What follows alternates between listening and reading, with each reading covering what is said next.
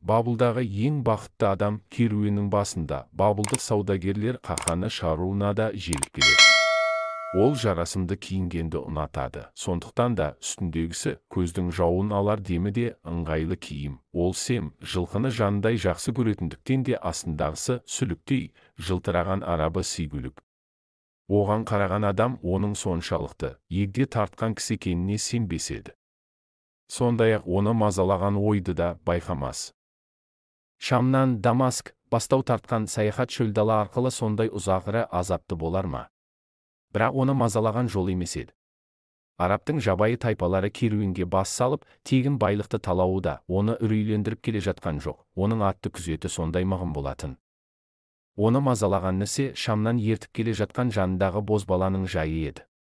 Ол алдында төленбестей қарыздар бұрынғы серіктесі Арат құланың немересі Хадан құла Шарунада серіктесінің немересіне қамқор болуды өзіне міндет санайды. Бірақ неғұрлым көп ойлаған сайын ол міндеті күрделі бола түсті.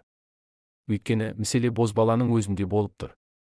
Жас жігіттің жүзігі мен сырғасына қарап ол ішінен былай ойлады. Ол шекей жігіттің сіні деп ойлағанымен келбеті атасының ерікті жүзінен аумайды екен. Бірақ атасы мынадай жарқын киімге өс емес еді. Мұрадан қалған байлықты пышыратқан кесінің қиранды өмірінен құтқарып, дербес ғұмырын бастауға бағыттау үшін мұны ертіп алған өзім едім. Не болар екен? Хадан құла үнсіздікті бұзып, сөз бастады. Сен неге ылғи өзіңді азапқа салып, шөл даламен керуен тартасың? Неліктен өмірдің рахатын көруге құлқың жоқ? Өмірдің рахаты дейсің бе?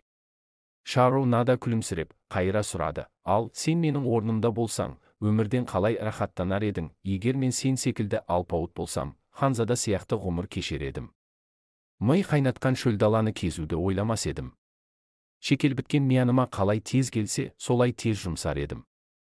Үстіме ең қымбат киім киіп, ең сирек шекей тағынар едім. Осындай өмірді мен қуана сүрер едім. Екеуі де мыз болысты. Сенің атаң шекей тағынған жан емес деп Шарунада турасын айтты да, зіл ыңғайға көшті. Ал сен жұмысқа уақытты қайдан іздемексің? Жұмыс деген құлдыкі ғой деді. Хадан құла Шарунада ернін тістелете, ештеңедей қоймады. Ол үндеместен төбенің басына шыққанша жүре берді. Төбе басында ол айғырының тізгінін тартып, созылып жатқан ойпатты нұсқады. Ана ойпатты қара. Анау, іргеректе көрінген Бабылдың бекінісі.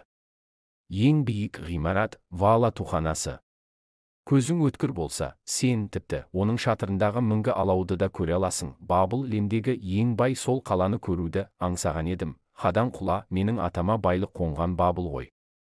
Ол тірі болғанда біздің өлетімізде осынша сор болмас еді. Өлгендер рухына шектеулі уақытта. Тыс тірілерді аралауға болмайды.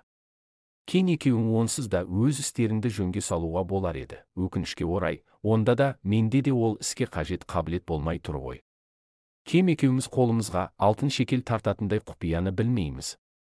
Шарунада жауап берместен айғырын тебініп қалды да, төмен қарай желіп кетті. Оның соңынан түйдектеген шаңды көтеріп керуен ілесті. Біраздан соң керуен суармалы алқап арқылы барып, оң тұсқа бұрылатын патша жолына түсті. Шарунаданың назарын жер жыртқан екі қарт аударды. Олардың жүзі бұған таныс болып көрінді. Таң қаларлық жайт. 40 жыл өткесінде соларды көру қызық екен. Бұған олардың сол кісілер екенін айнытпай танытатындай ілдебір түйсігі жәрдемдесті. Олардың бірі соқаның тұтқасын жай ғана ұстап тұр. Екіншісі өгіздерді күйбеңдеп таяқтап жүр. 40 жыл бұрын ол осы адамдарды осылайша көріп еді. Сол кезде олардың орнын басуға әзір болатын. Содан бері қалайша бірі өзгеріп кетті десеңші. Ол Шам қаласынан алынған қымбат тауар артылған таңдаулы түйелер мен есектерден құралған керуенге мақтанышпен көз салды. Өйткені мұның бірі оның байлығының аз ғана бөлшегі болатын. Ол шаруаларға нұсқады да былай деді. 40 жыл бұрынғы жерді ліділ солай жыртып жүр. Неге оларды 40 жыл бұрынғы шаруалар деп ойлайсың? Мен оларды бұрында осы жерде көргем. Оның басына сол кездегі көріністер біртіндеп келе бастады. Бұл неге өткен шақты жерлеп, осы шақпен ғұмыр кеше алмайды. Көз алдына Арат құланың жымиған түрі келді. Өзіне ілесіп келе жатқан бозбалаға ойы қайта ойысты. Мына бір жеңіл байлыққа ұмтылған бозбала мен оның бағалы шекейге қор болған саусақтарына бұл қалай қол ұшын берер екен? Ол еңбекке дайын адамға кез келген жұмыс тауып берер еді. Ал еңбектің басқаға ғана арналғанын пайымдайтын пендені қайтпек.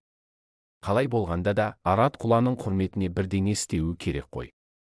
Ол екеуі кез келген істі соңына жеткізуге дағдыланған еді-ау.